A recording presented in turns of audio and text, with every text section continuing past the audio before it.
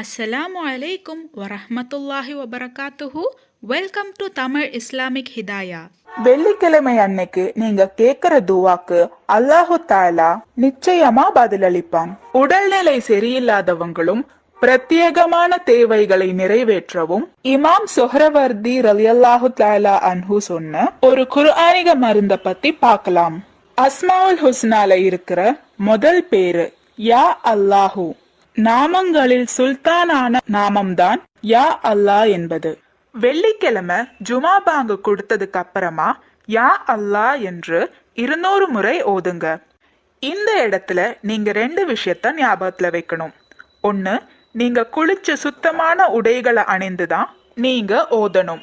2, ஒலு செஞ்சு கிபிலாவை முன்னோக்கி ஓதணும்.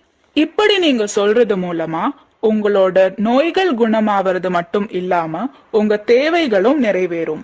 அதே மாதிரி மத்த நாட்கள்லயும் எல்லா தொழுகை முடிந்த பிறகும் யா அல்லாஹு என்று 100 முறை ஓதுபவர்க்கு தேவைகள் நிறைவேறி இதயம் வலிமையாகும்.